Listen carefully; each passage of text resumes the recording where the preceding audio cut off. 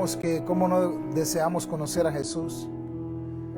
Si Él es hermoso, Él es maravilloso. Si Él fue el que nos reconcilió con el Padre. Cristo Jesús fue quien nos devolvió la oportunidad de tener paz para con Dios. ¿Quién no quiere conocer a Jesús? ¿Quién no quiere conocer a esa persona de Cristo? Porque conociendo a Cristo es como conocemos a Dios, como conocemos al Padre. Por eso el anhelo de nuestras almas es conocerle cada día. Es tratar de internarnos en su presencia a través del estudio de su persona. Por eso el propósito de esta enseñanza no es para acumular conocimiento intelectual, es más bien para poder profundizar en nuestra relación con Él. El anhelo de nuestros corazones es poder internarnos un poco más en el secreto de su corazón. Ese es el anhelo de nuestras almas. Y es por eso que anhelamos tener esa comunión íntima con el Señor. Así es que esta preciosa tarde es ya nuestra sexta clase de la enseñanza de Cristología. Y yo espero que esta noche aprendamos más de Él, que aprendamos más de esa persona maravillosa que es Cristo Jesús. Bueno, para los que hemos estado pendientes de todas estas enseñanzas, para todos los que han estado continuamente siguiendo paso a paso las últimas 5 enseñanzas, muchos sabrán que concluimos con la primera parte de la Cristología, que es la Cristología descendiente y teológica. Y hoy estamos iniciando lo que es la segunda parte de la Cristología, que es la Cristología ascendente e histórico. Esta noche damos inicio a lo que es la segunda parte de lo que es la enseñanza de Cristología. Recuerde que hemos hablado de toda la parte divina de Cristo. Demostramos su preexistencia, su eternidad, demostramos su deidad, demostramos a la luz de la Escritura de que Cristo es Dios. Y esta noche nos proponemos, por el favor que Dios nos da y con ayuda del Espíritu Santo, el poder impartir esta segunda parte, donde vamos a hablar de la humanidad de Cristo. Y vamos a separar esta enseñanza en 2 partes. Vamos a hablar desde su humillación y vamos a hablar desde su exaltación. Vamos a impartir esta enseñanza en la siguiente semana. Yo espero que no se lo pierda. Hermanos, sinceramente, no lo digo porque sea yo que lo enseñe, sino que donde quiera que usted esté y de quien quiera sea que hable, pero que enseñe de Cristo, es una enseñanza que la iglesia debería de buscar, perseguir. Más en estos días, en estos tiempos, donde somos arrastrados por cualquier viento de doctrina. ¿Y sabe por qué somos arrastrados por cualquier viento de doctrina? Porque no conocemos a Dios. Ese es el problema. ¿Por qué mucha gente cae en herejías, en falsas doctrinas? Sencillamente porque desconocen al Dios del cual hablan. Porque no es lo mismo hablar de Dios que hablar con Dios. No es lo mismo hablar de un Dios al que no conocemos. Es importante conocer a Cristo. Y por eso ese es el propósito de esta enseñanza, que usted pueda conocer más de la persona de Cristo. Entonces, vamos a hablar. Yo quiero que usted me acompañe a Filipenses capítulo 2 y el versículo 5 al 8. Vamos a estar leyendo hasta el versículo 11. Primero miramos la primera parte para poder explicar, para poder traer a la luz y demostrar la humanidad de Cristo. Filipenses 2 del 5 al 8 dice: haya pues en vosotros este sentir que hubo en Cristo Jesús, el cual siendo en forma de Dios no estimó el ser igual a Dios como cosa que aferrarse, sino que se despojó a sí mismo tomando forma de siervo, hecho semejante a los hombres, y estando en la condición de hombre, se humilló a sí mismo, haciéndose obediente hasta la muerte y muerte de cruz. Nuestro Señor Jesucristo, estando allá en el cielo con el Padre, ya demostramos desde su preexistencia y desde su eternidad que Cristo habitaba con el Padre, que Cristo ya estaba con el Padre, y pudimos demostrar todo eso. Y mire que ahora Él decide venir a la tierra, pero el venir a la tierra, el entrar a esta tierra es una humillación.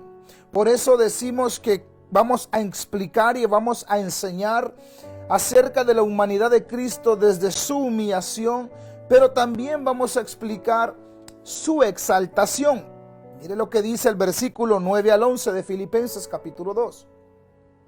Por eso Dios le otorgó el más alto privilegio y le dio el más importante de todos los nombres, para que ante Él se arrodillen todos los que están en el cielo y los que están en la tierra, para que todos reconozcan que Jesucristo es el Señor y den gloria a Dios el Padre.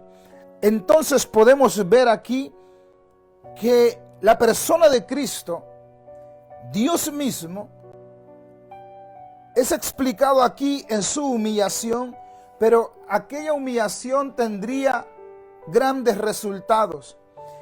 Y el resultado de eso fue la exaltación, de que cuando el Hijo de Dios se humilló en esta tierra, el Padre lo exaltó sobre todo lo creado, lo exaltó para darle un nombre que es sobre todo nombre.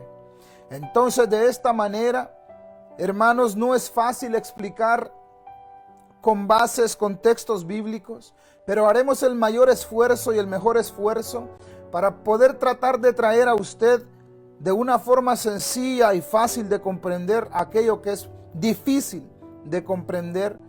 Vamos a tratar de irlo llevando poco a poco.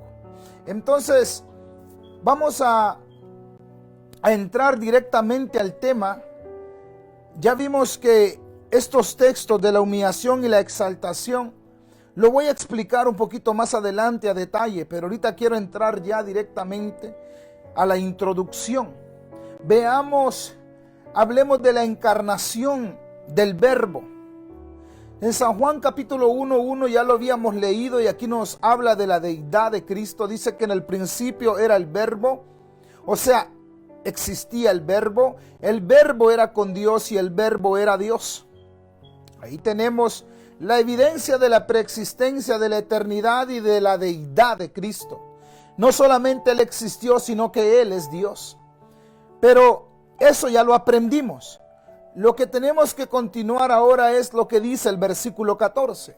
Y aquel Verbo fue hecho carne y habitó entre nosotros, y vimos su gloria como la del unigénito del Padre, lleno de gracia y de verdad. Es aquí donde nos vamos a enfocar de hoy en adelante, hablar de la humanidad de ese Dios, de ese Cristo que estuvo aquí entre nosotros. Vamos a explicarlo. Vamos a empezar explicando algo que sería importante hacer una aclaración, que no es lo mismo encarnación que reencarnación. Digo esto porque en algunas doctrinas, en algunas religiones, se cree y se practica lo que es la enseñanza de la reencarnación. Encarnación significa tomar un espíritu, la forma corporal de una persona. Y la reencarnación significa volver a tomar un espíritu, una forma corporal. Nosotros encarnamos porque somos almas que tenemos un espíritu y habitamos en un cuerpo. Pero los que creen en la reencarnación dicen que una vez que ellos mueren, volverán a reencarnar, o sea, volverán a tomar otro cuerpo. Y según la religión, así es la explicación que ellos dan. Por ejemplo, algunos creen que reencarnarán en un animal. Algunos creen que reencarnarán en otra persona, en una mujer o en un hombre. Y ellos creen de esta manera, pero nosotros, la Biblia no nos enseña acerca de reencarnación, porque según la ley de Dios está estipulado que el hombre muera una sola vez y después de esto el juicio. Por lo tanto, no puede estar muriendo más de una vez lo que es las personas. Entonces es importante hacer esa aclaración. Dios se encarnó, no se reencarnó, se encarnó. Es importante tomar en cuenta todo esto para poder introducirnos directamente a lo que es la persona de Cristo. Bueno, estaba pensando por dónde comenzar acerca de esta vasta enseñanza, porque es mucha, pero meditaba y decía, ¿por dónde comenzamos? Vamos a empezar hablando de las profecías que hablaban de la encarnación de Cristo. Vamos a empezar a hablar de esas profecías que ya nos anunciaban la venida del Cristo. Vamos a entrar por ahí para poder ir explicando poco a poco y ir desglosando toda la enseñanza. Vamos a entrar lo que es al Cristo de la profecía. Vamos a ir viendo textos que nos van a ayudar a comprender de que la venida de Cristo ya estaba profetizada incluso antes de la creación del mundo. Pero empecemos por la creación. Usted sabe que Dios, uno de sus atributos es que Él es omnisciente, todo lo sabe. Él conoce el pasado, el presente y el futuro. Y cuando el hombre le falló a Dios en el huerto del Edén, no crean que Dios se tomó con sus manos en la cabeza pensando, ¿y ahora qué hago? No, puesto que como Él conoce el futuro, Él ya sabía todo lo que iba a suceder. Y por lo tanto, Él se puede anticipar a cualquier evento. Por lo tanto, nótese lo que el Señor le habla a la serpiente, o sea, a Satanás, y le habla también a Eva. Esta es una profecía para ambos. Pero veamos esta profecía a Eva. Génesis 3:15. Le dice el Señor a Satanás: y pondré enemistad entre ti y la mujer, entre tu simiente y la simiente suya. Esta te herirá en la cabeza y tú le herirás en el calcañar. ¿Qué quiere decir con simiente? Vea su mano derecha. Esta versión, traducción, lenguaje actual, lo recita de la siguiente manera: haré que tú y la mujer sean enemigas. Pondré enemistad entre tus descendientes, entre sus descendientes y los tuyos. Un hijo suyo te aplastará la cabeza y tú le morderás el talón. Aquí Dios le está profetizando a Satanás el advenimiento, la encarnación del Cristo de la gloria. Le dice que una simiente, un descendiente que saldría de los vientres de una mujer, sería quien aplastaría a Satanás. Podemos ver entonces que ya desde el inicio Dios lo tenía todo planeado. Esa es la profecía a Eva. Pero a Eva no sería la única persona a quien Dios en el Antiguo Testamento le estaría profetizando la venida del Mesías. Tenemos el caso de Abraham.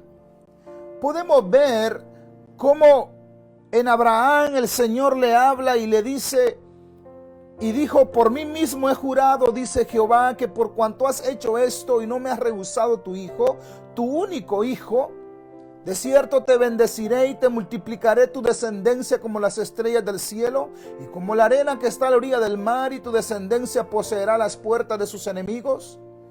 En tu simiente serán benditas todas las naciones de la tierra, por cuanto obedeciste a mi voz.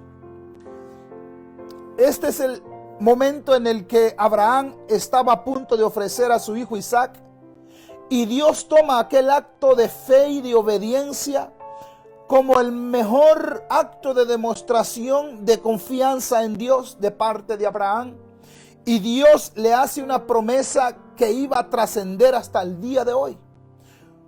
Y en esa bendición que Dios le hace a Abraham, le dice en tu simiente, o sea, en tu descendencia, en tu hijo, serán benditas todas las naciones de la tierra. Pero aclaremos que en Isaac no fueron benditas todas las naciones. Veamos cómo el apóstol Pablo nos explica este texto. Gálatas 3:16.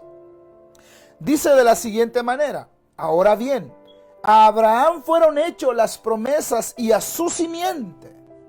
No dice a las simientes, como si hablase de muchos, sino como de uno, y a tu simiente, o sea, singular, la cual es Cristo.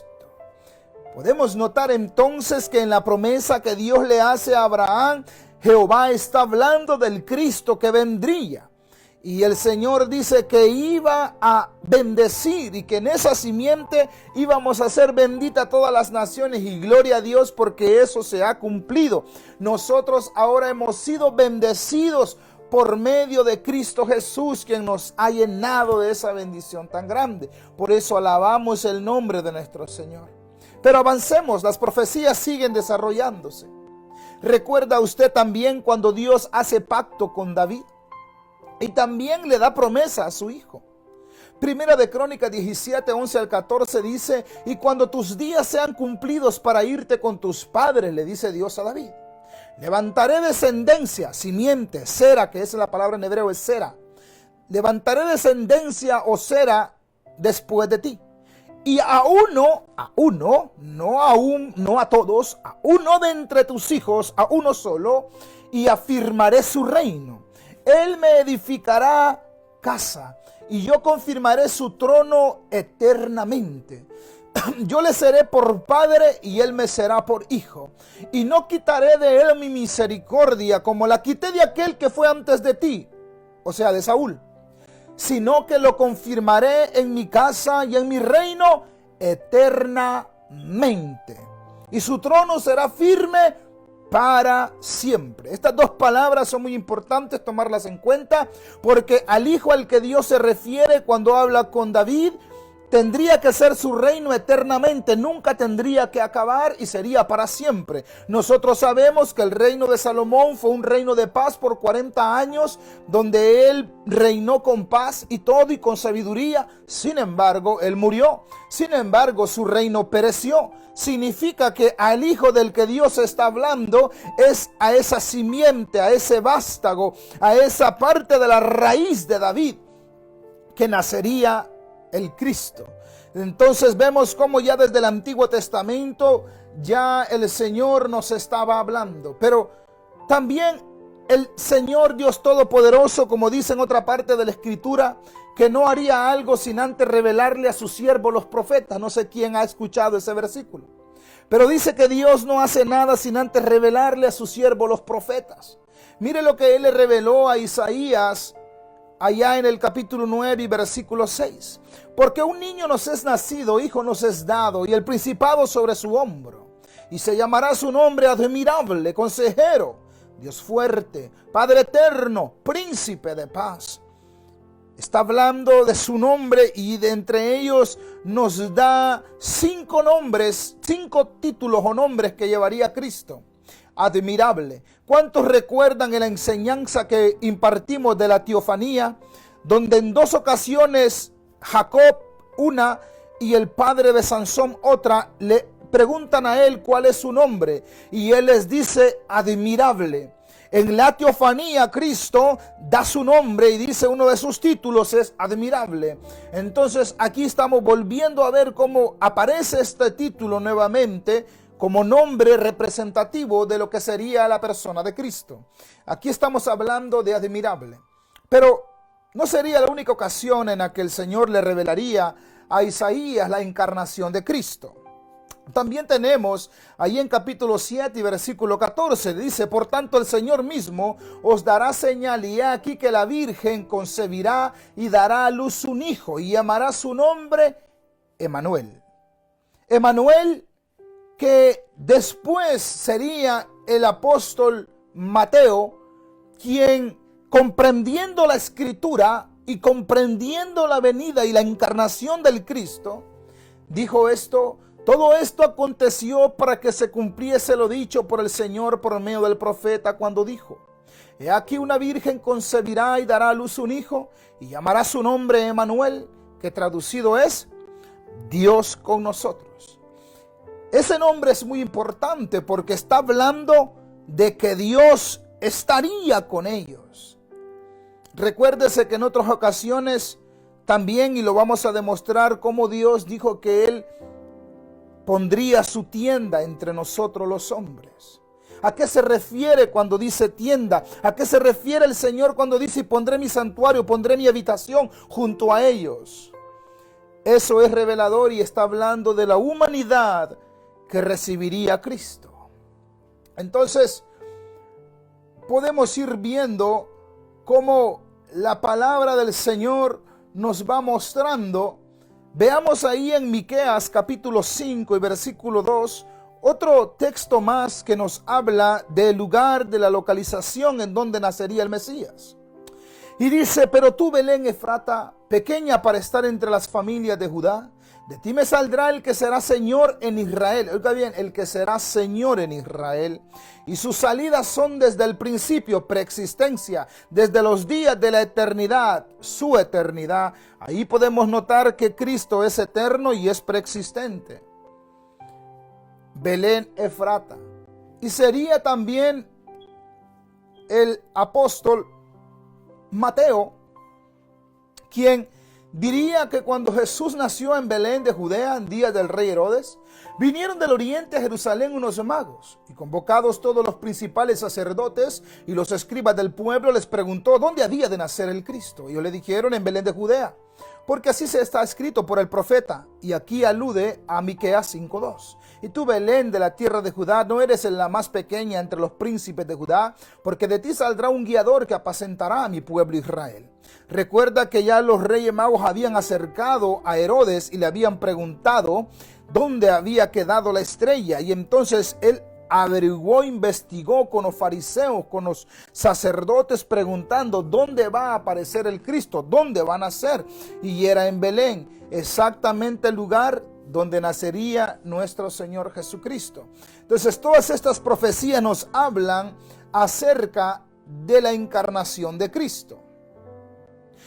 Pero sin embargo, aún con todo y esto, aún con todo y esos versículos, muchos parecen no creer. Se han levantado desde los principios, como lo enseñaba al inicio de la enseñanza de Cristología. Les pude mostrar algunos conceptos erróneos que se tiene acerca de la persona de Cristo. Pero permítame mostrarle otros dos conceptos erróneos que se tiene acerca de la persona de Cristo. La doctrina falsa de la encarnación de Cristo, una de ellas son los ebionitas. Estos en los primeros siglos negaban la realidad de la naturaleza divina de Jesús.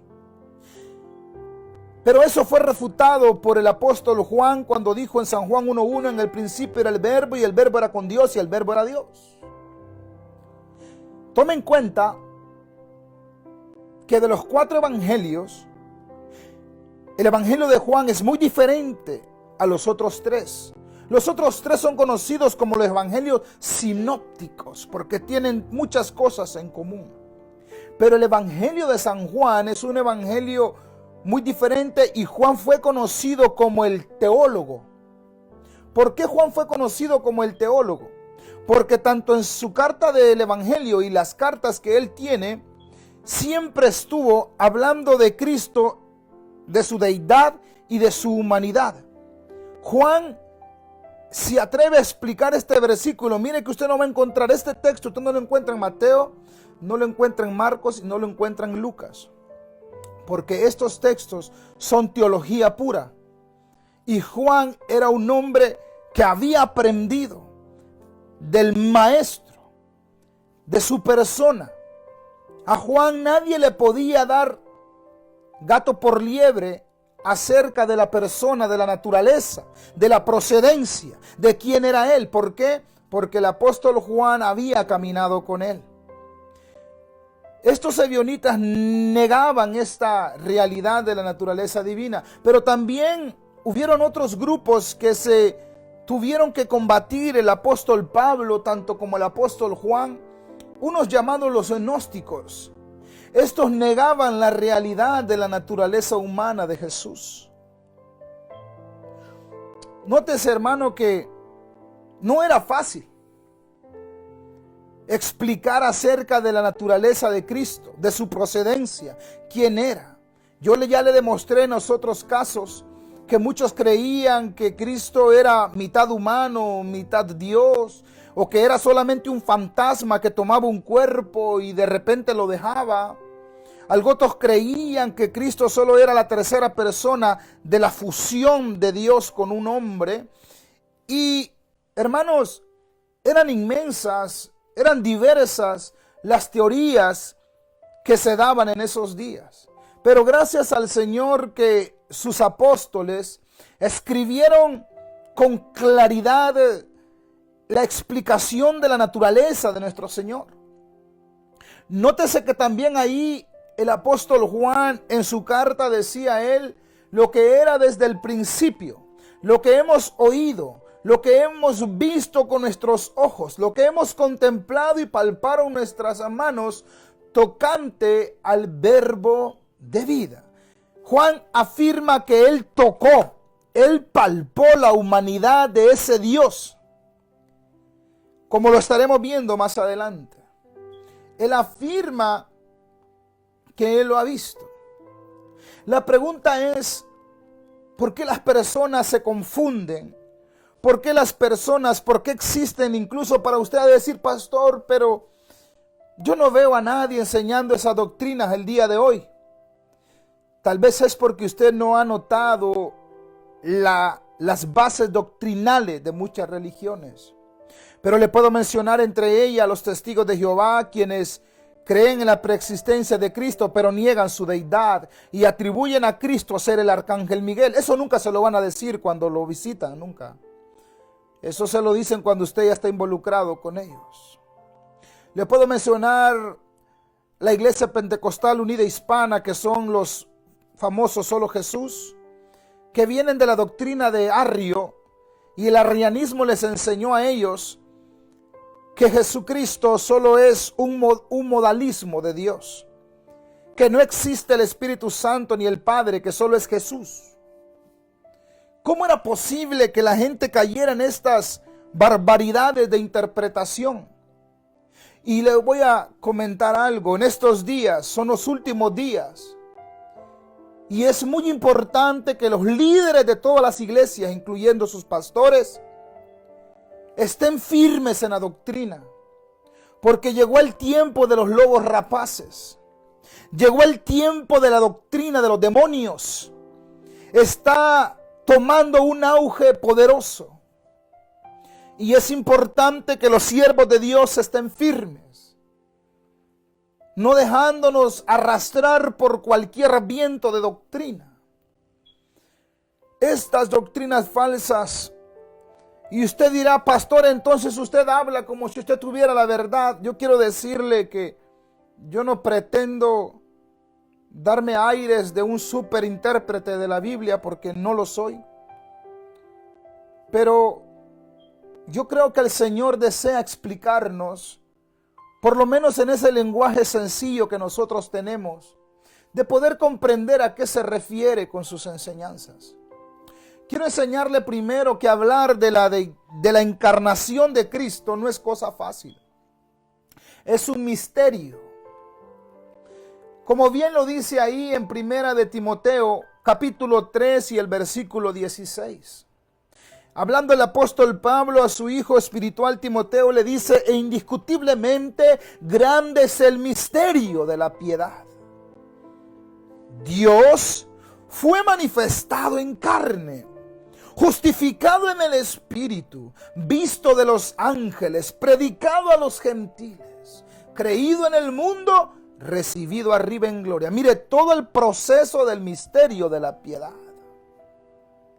Esto no lo podemos explicar con bases intelectuales de la filosofía humana. Esto usted va a ver que no lo van a comprender en las universidades. Porque el mismo apóstol le dijo a los Gálatas que en la sabiduría de Dios el mundo no lo pudo conocer. Porque para comprender la obra de Dios se necesita más que inteligencia humana.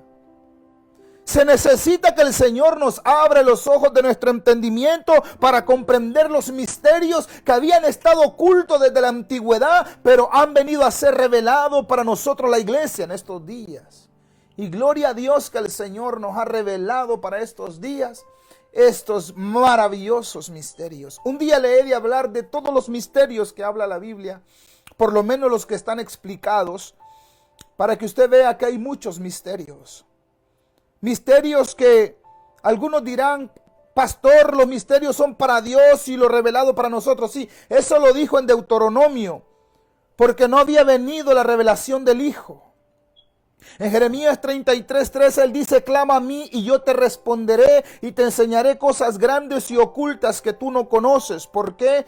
Porque, hermano, muchos hablan de Cristo, pero Cristo está velado en sus ojos. Muchos hablan de Dios, pero Dios está velado a sus ojos. Necesitamos que los ojos de nuestro entendimiento sean abiertos para comprender los misterios de Dios.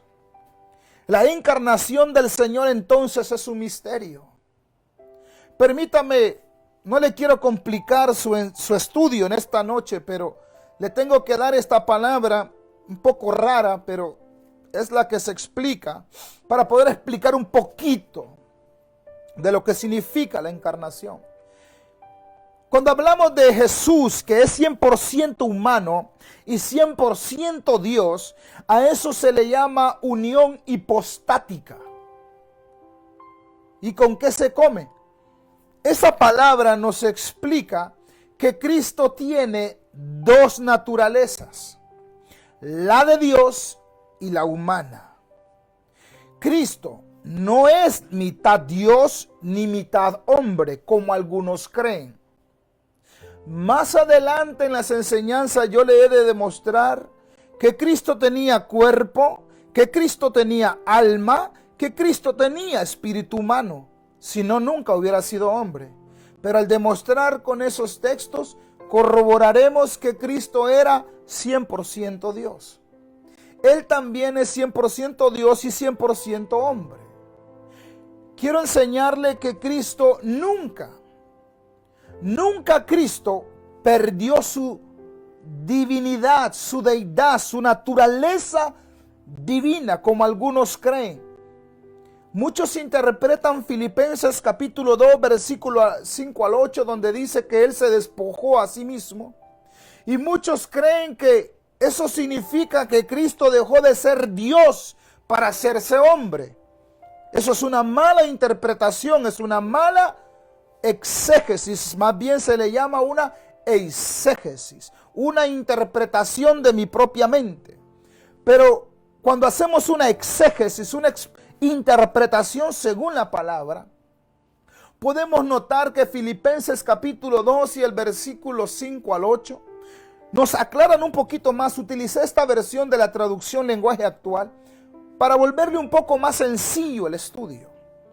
Mire cómo dice Filipenses 2 de 5 al 8 en la versión traducción lenguaje actual. Tengan la misma actitud que tuvo Cristo Jesús. Aunque era Dios, ¿qué era? Dios. No consideró que el ser igual a Dios fuera algo a lo cual aferrarse.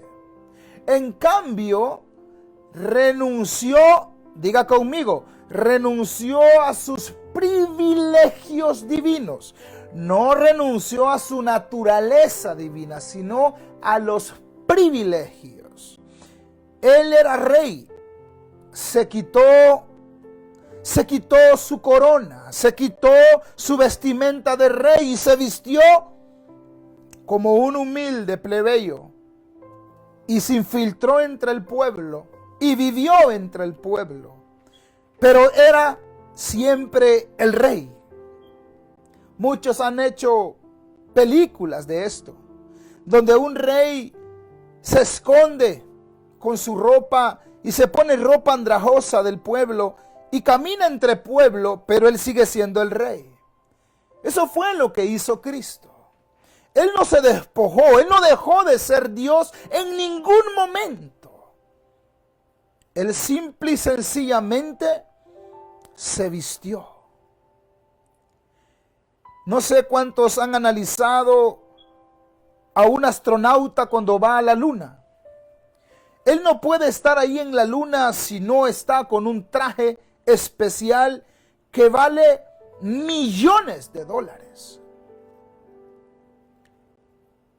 Y aunque él está dentro de ese traje, cualquiera lo puede confundir con otro astronauta. Pero los que están dentro del traje de esos trajes de astronauta son personas diferentes unas de las otras. Cristo era Dios en ese cuerpo humano. Y quiero decirle que de la misma manera nosotros seremos revestidos, pero en inversión. Nosotros, en vez de tener este cuerpo humano, recibiremos un cuerpo glorioso como el de Cristo. Y ese, hermano, vale más de billones de billones de billones de dólares. Y no hay hombre en esta tierra que tenga el dinero para pagar el traje que Cristo le ha ofrecido a la iglesia. Aleluya. Oh, no hay nadie que tenga el dinero que pueda pagar la transformación, aleluya, la metamorfosis del traje que hemos de recibir aquellos que confiamos en el Señor. Gloria a Dios, aleluya. Entonces ahí estamos hablando de su humillación. Él renunció a sus privilegios divinos, pero nunca dejó de ser Dios. Él adoptó una humilde posición de un esclavo y nació como un ser humano. Fíjese bien, él nació como un ser humano. Cuando apareció en forma de hombre, porque dicen semejanza de forma de hombre, tuvo que haber sido hombre completamente. Amén. Se humilló a sí mismo en obediencia a Dios y murió en una cruz como morían los criminales. Ya estaremos hablando de los 7 propósitos de su encarnación.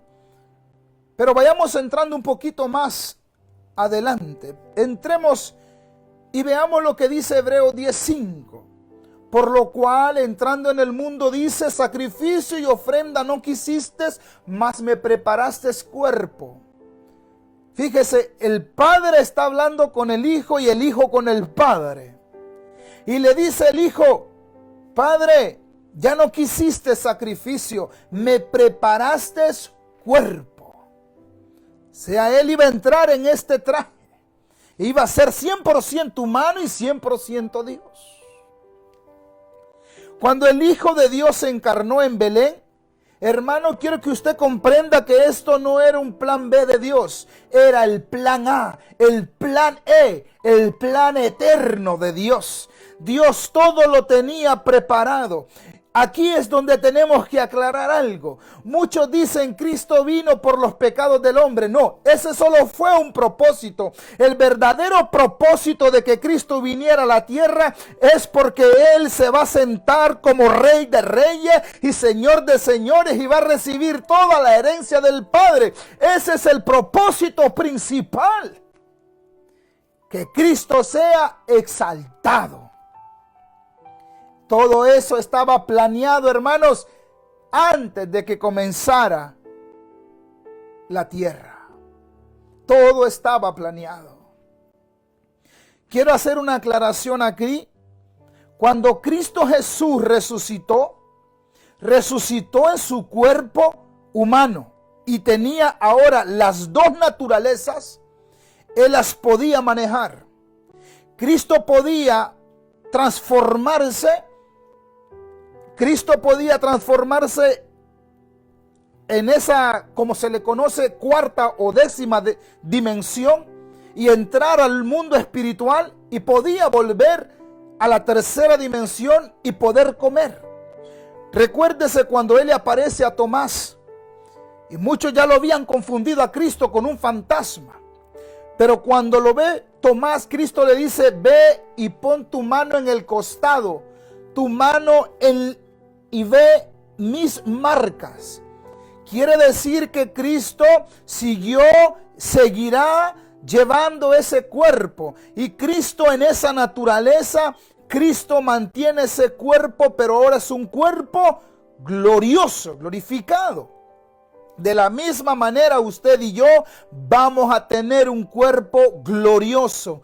¿Por qué? Porque si Cristo resucitó, nosotros también resucitaremos para la gloria de Dios el Padre. Amén.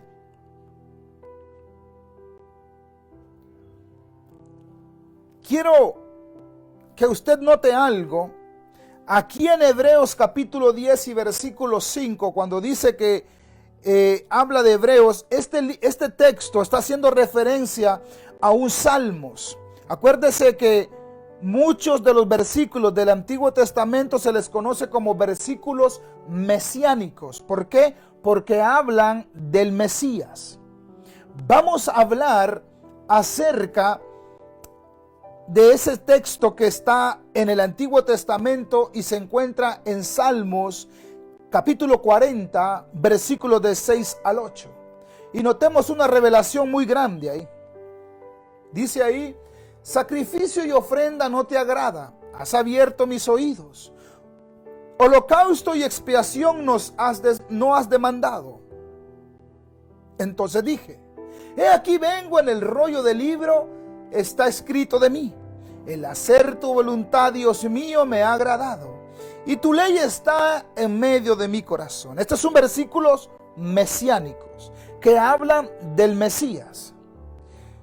Y subrayé esta frase que se encuentra ahí, dice: has abierto mis oídos. ¿Qué quiso decir?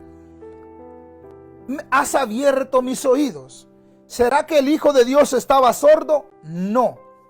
Esto hace referencia cuando un esclavo había convivido con su amo y este esclavo deseaba seguir viviendo con su amo y tener ahí a su esposa y a sus hijos.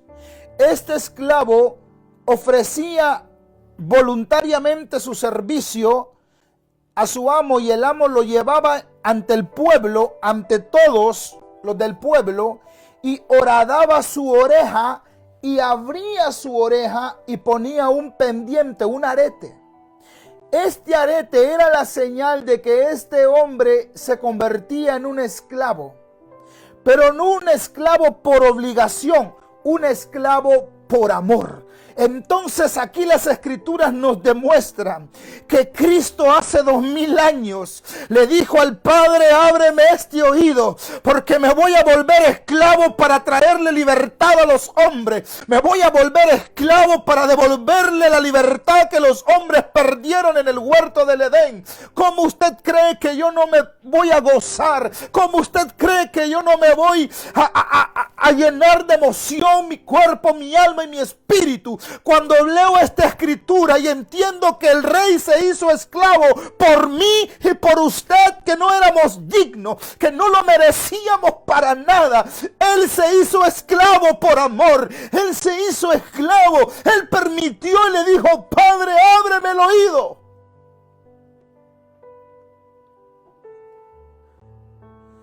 Él le dijo: has abierto mis oídos. Han puesto la señal de esclavo. La humillación más grande de Jesús no fue hacerse hombre, es volverse esclavo. Por amor a usted y por amor a mí. Gloria a Dios. Hermanos, hace más de 7000 años, 6500 años, el hombre se volvió esclavo por creerse Dios en el Edén. Pero hace 2000 años, Dios le dio la libertad al esclavo al volverse hombre. Nuestro pecado de orgullo nos esclavizó, pero la actitud de humildad de Cristo nos liberó. ¿Cómo no hemos de gozarnos? ¿Cómo no hemos de deleitarnos en Él? Pero vamos a explicar también San Juan 1:14. Dice ahí San Juan 1:14, y aquel verbo fue hecho carne y habitó entre nosotros y vimos su gloria, gloria como la del unigénito del Padre, lleno de gracia y de verdad. Escuche bien, lleno de gracia y de verdad. Quiero mostrarle algo muy importante ahí.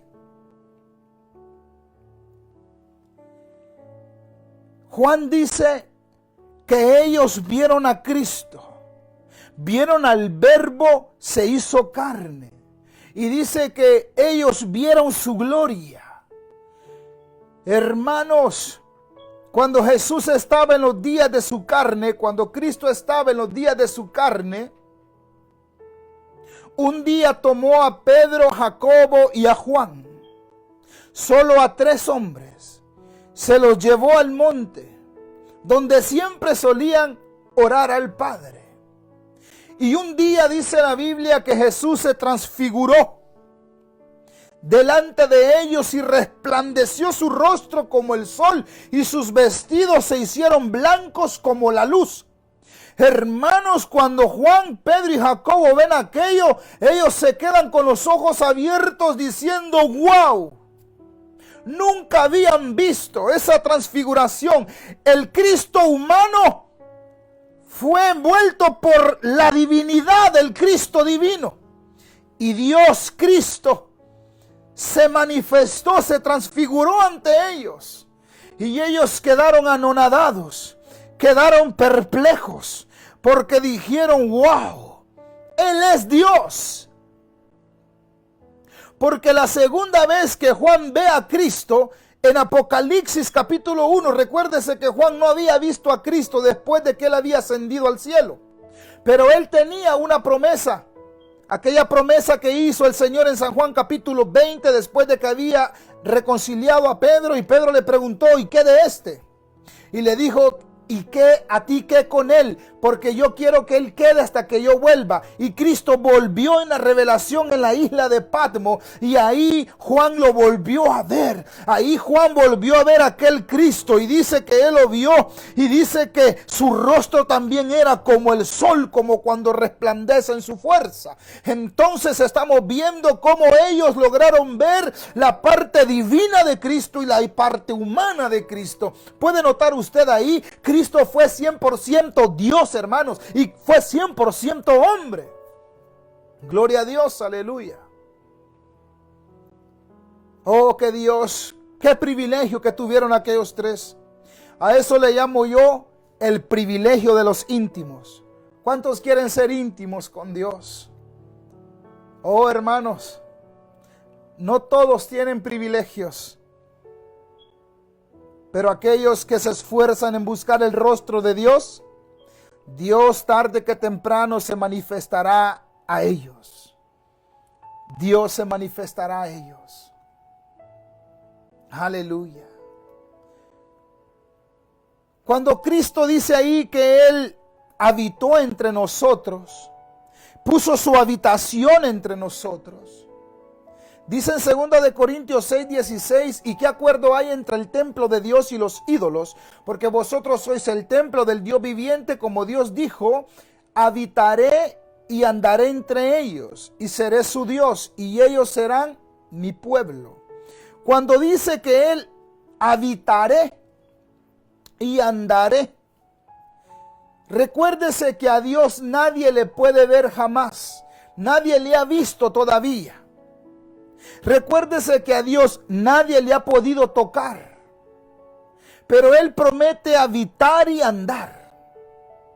Hermano, esto es una alusión a Ezequiel capítulo 37 y versículos 27 y 28, que dice: estaré en medio de ellos mi tabernáculo, y seré a ellos por Dios, y ellos me serán por pueblo. Y sabrán las naciones que yo, Jehová, santifico a Israel, estando mi santuario en medio de ellos para siempre.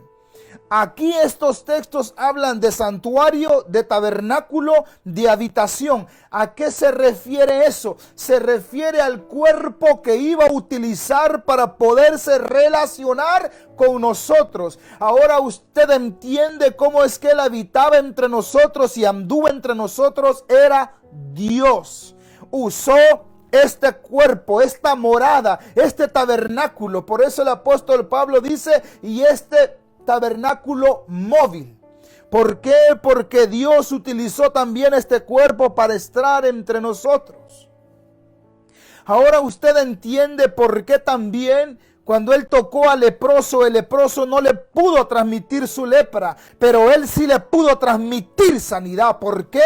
Porque dentro de aquel cuerpo humano estaba Dios en potencia. Y cuando ese Dios tocó el cuerpo de aquel leproso, la lepra abandonó la mugre, la inmundicia y la basura. Por eso cuando Cristo toca a alguien, es irremediable, es irreversible lo que Dios hace en una persona, aleluya.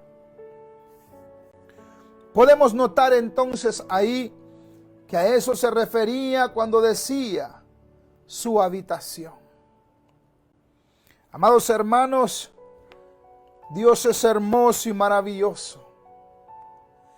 La pregunta que surge todavía es, ¿a qué vino Cristo?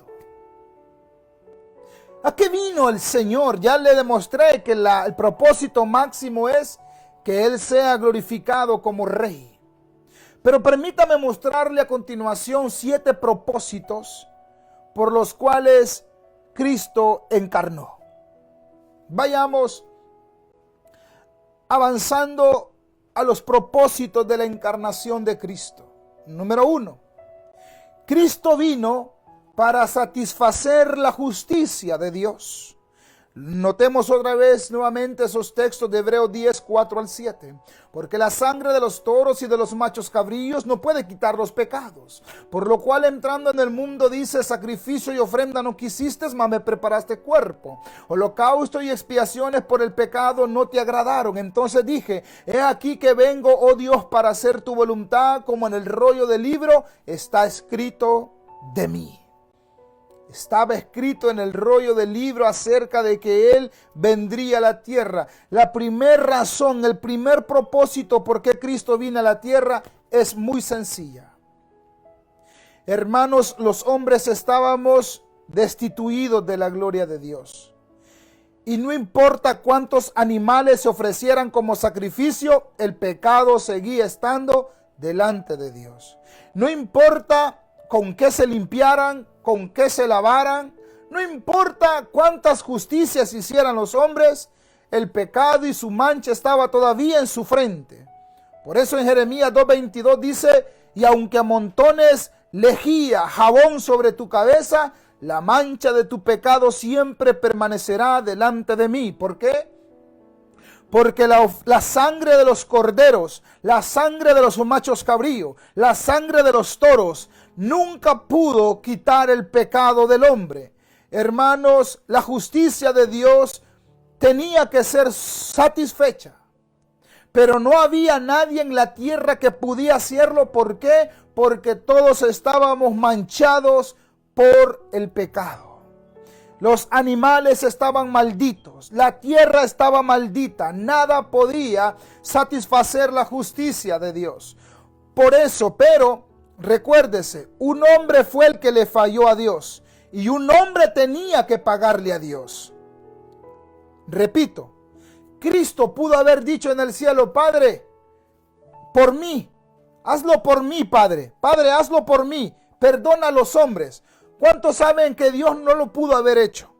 El Padre pudo haber perdonado a la humanidad si el Hijo se lo pide. Pero como Dios respeta aún sus propias leyes, le dice, no, alguien, un humano, un hombre, me tiene que pagar lo que han hecho. Y entonces Cristo dijo, ahora me preparaste cuerpo, porque Cristo en su humanidad 100% siendo hombre, pagó por su deuda y por la mía. A Él sea la gloria, la honra y el honor. Él pudo satisfacer la justicia de Dios. Tenía que ser un hombre. No podía ser un ángel. No podía ser un animal. Tenía que ser un hombre. Y ese hombre fue Cristo.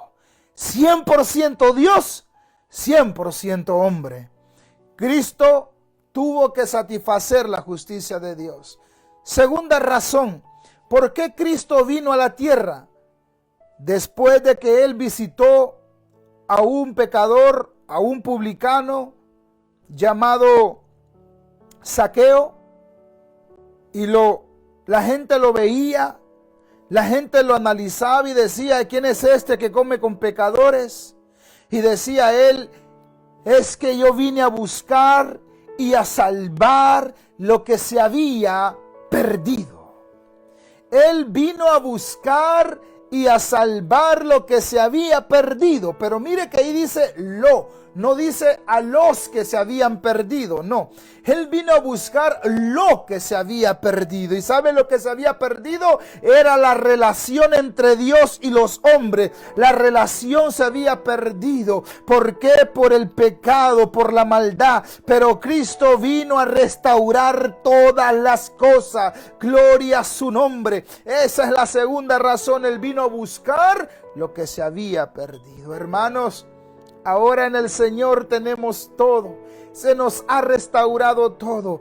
Tercera razón por qué Cristo tuvo que encarnar en hombre.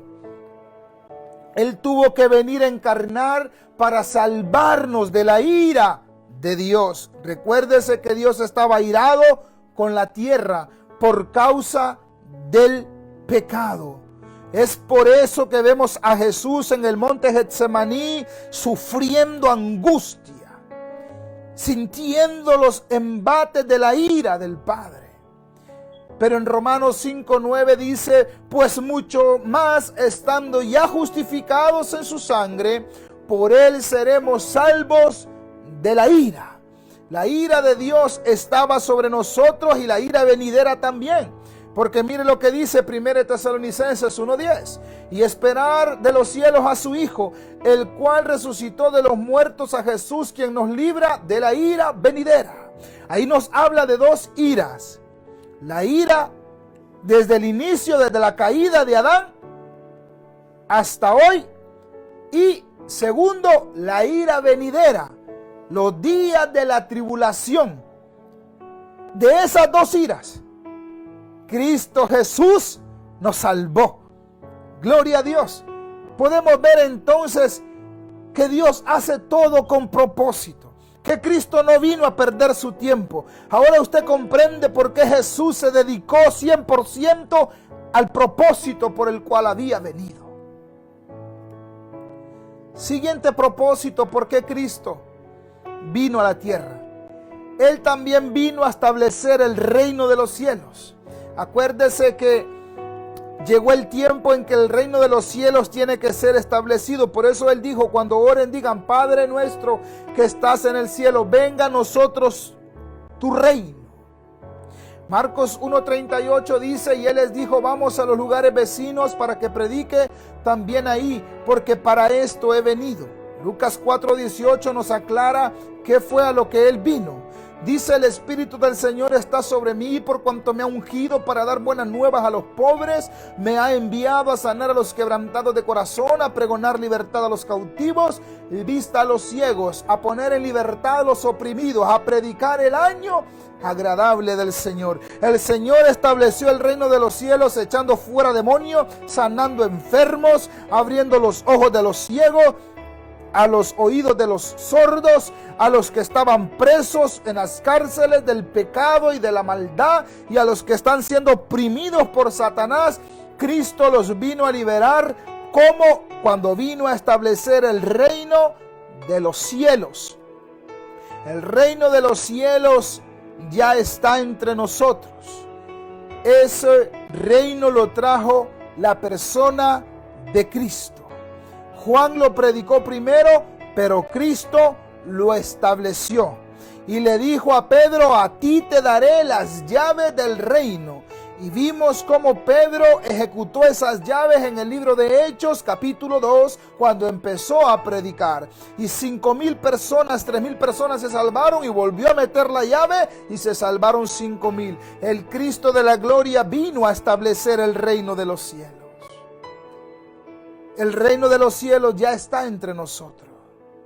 Los fariseos lo juzgaron a Cristo y le dijeron: tú echas ese demonio afuera por el príncipe de los demonios. Y Cristo le dice: no, por el dedo de Jehová, por el dedo y el poder del Espíritu Santo lo he hecho fuera. Y si lo he hecho por el dedo de Dios, quiere decir que el reino de los cielos ya está entre vosotros. Por eso los demonios tiemblan, los demonios huyen cuando ven a una autoridad del reino de los cielos. Cristo nos ha dado potestad sobre toda potestad del enemigo. Nosotros, el Señor nos ha dado esa autoridad. ¿Por qué? Porque Cristo estableció el reino. Él lo hizo, aleluya.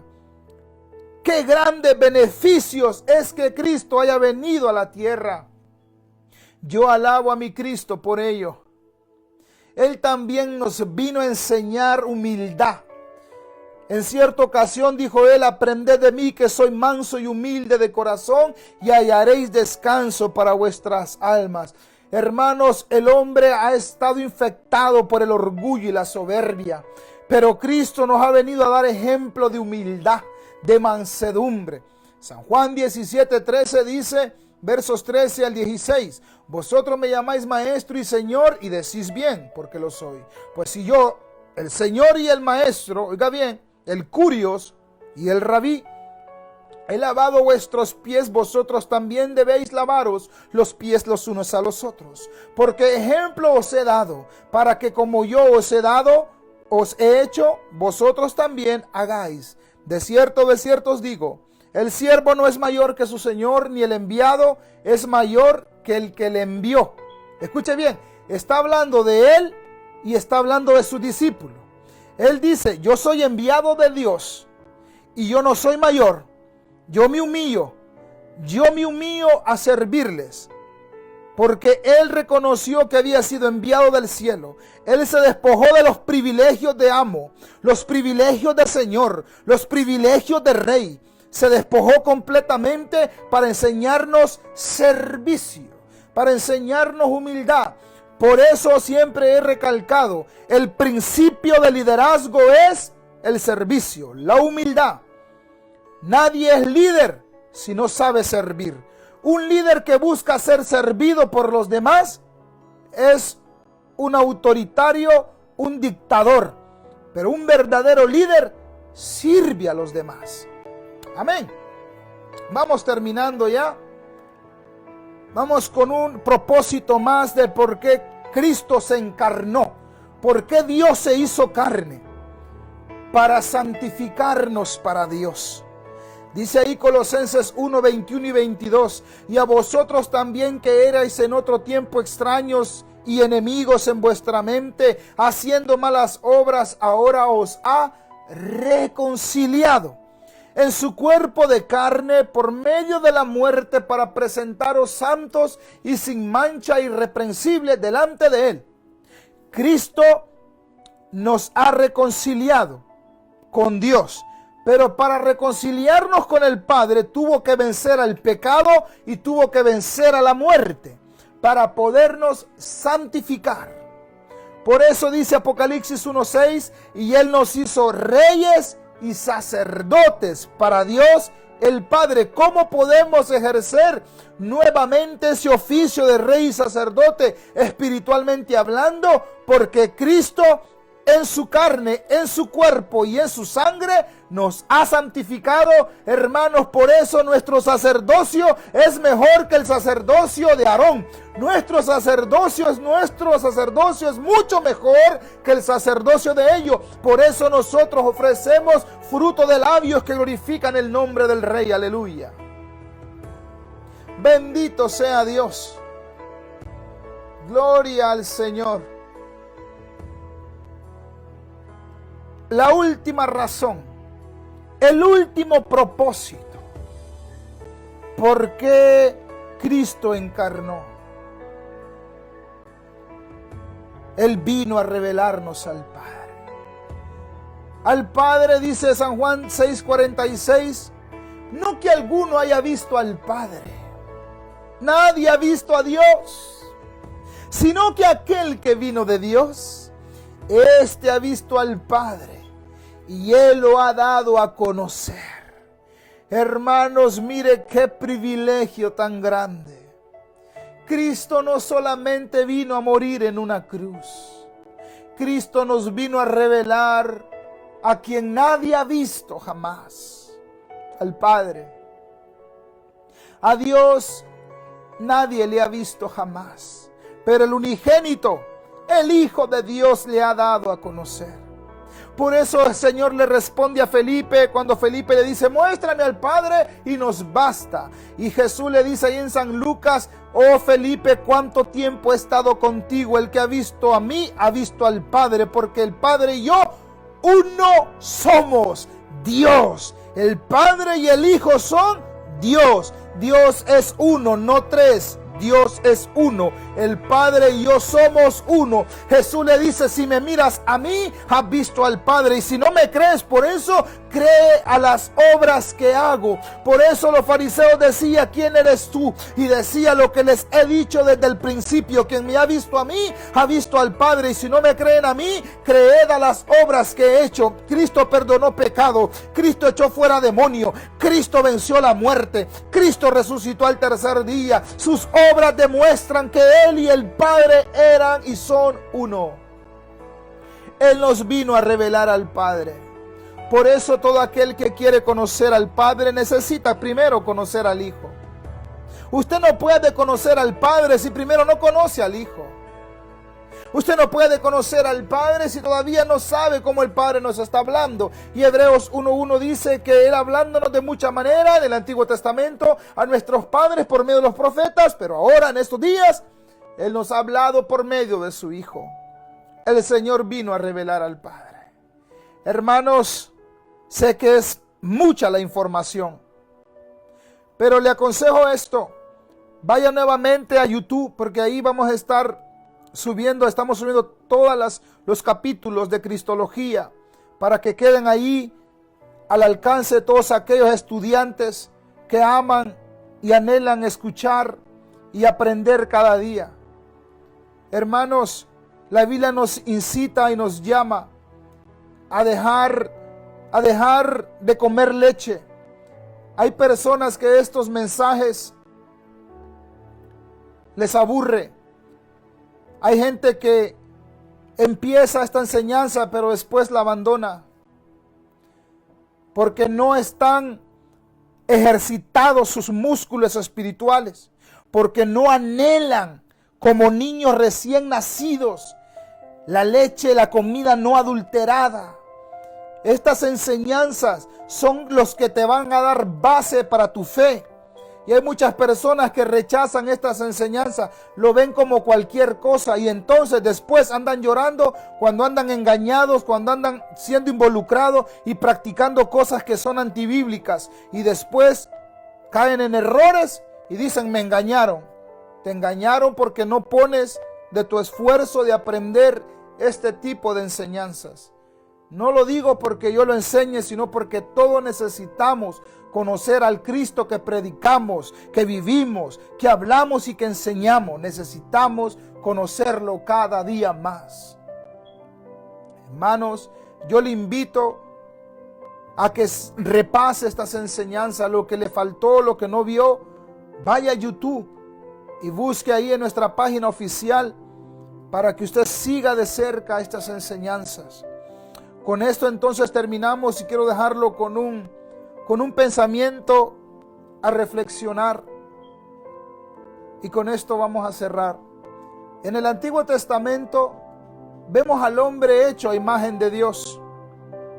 Y en el Nuevo Testamento vemos a Dios hecho a imagen del hombre. Qué irónico, ¿no? Qué desigual. Qué injusto. Pero gloria a Dios que así fue. Nosotros fuimos hechos a la imagen de Dios. y fallamos. Y por eso Dios se tuvo que hacer imagen a nosotros para venir a buscarnos. Porque ninguno de nosotros lo iba a buscar. Él se tuvo que hacer hombre para venir por usted y por mí. A Él sea la gloria, la honra y el honor por siempre. Mis hermanos, ánimos, sigan adelante, no desmayen en el caminar. Vendrán tiempos difíciles, pruebas. Estamos en momentos críticos. Pero cuando uno se llena, cuando uno se enfoca en la persona de Cristo, esos miedos se van. Esas angustias desaparecen. Cuando nos entregamos a la persona de Cristo y nos dejamos de enfocarnos en nosotros mismos, la iglesia va a madurar. Porque la iglesia de hoy es una iglesia egocéntrica, no es cristocéntrica. Me duele decirlo, pero es la verdad. La iglesia del día de hoy es egocéntrica, pero no es cristocéntrica. Todo gira alrededor de ellos. Es tiempo de que nosotros giremos alrededor de Cristo. Es tiempo que nosotros giremos alrededor de Él. Como siervos, como hijos, como esclavos. Como decía Filipenses 2, hay este sentir en vosotros como lo hubo en Cristo Jesús. ¿Cuántos en esta noche conmigo le dicen al Señor, Señor, abre mi oído? Señor, esta noche, Señor, abre mi oído. ¿Cuántos están conmigo ahí? ¿Cuántos de los que me ven escriben esto? ¿Cuántos pueden escribirlo diciendo, Señor, abre mi oído? Yo también quiero ser esclavo por amor. ¿Cuántos de los que están ahí conmigo pueden decir, Señor, abre mi oído, Señor? Quiero ser esclavo por amor.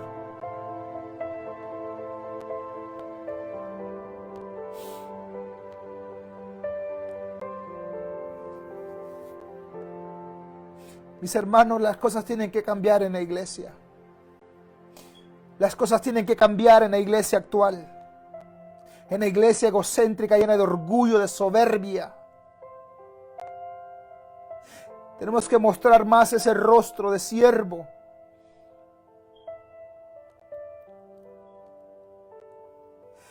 Señor, abre mi oído. Bendiciones, mi hermano Mario. ¿Alguien más escribe esto? Mi hermano Mario acaba de escribir, Señor, abre mi oído. Alguien más también lo dice. Señor, abre mi oído. Si Cristo, el Hijo de Dios, lo hizo. Señor, abre mi oído y hazme un esclavo por amor. Hazme un esclavo por amor, Señor.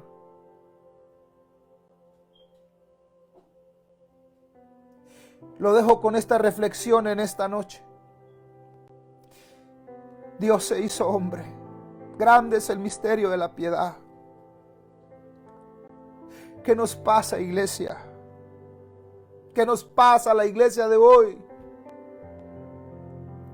Que solo pasamos pensando en nosotros. Egoístas.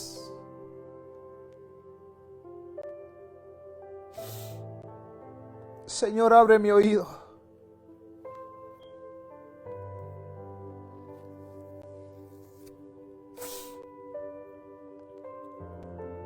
Mis hermanos, los bendigo en el amor del Señor y que Dios haya tomado esa palabra, que el Señor haya tomado ese desafío suyo de decirle, abre mi oído. Que el Señor haya tomado esta palabra en esta noche para usted y para mí, para volvernos esclavos por amor. Que el Señor me les bendiga a todos. No se pierda la próxima clase, seguiremos adelante. Esto está maravilloso y va a seguir bendiciéndonos. Los bendigo a todos y hasta pronto.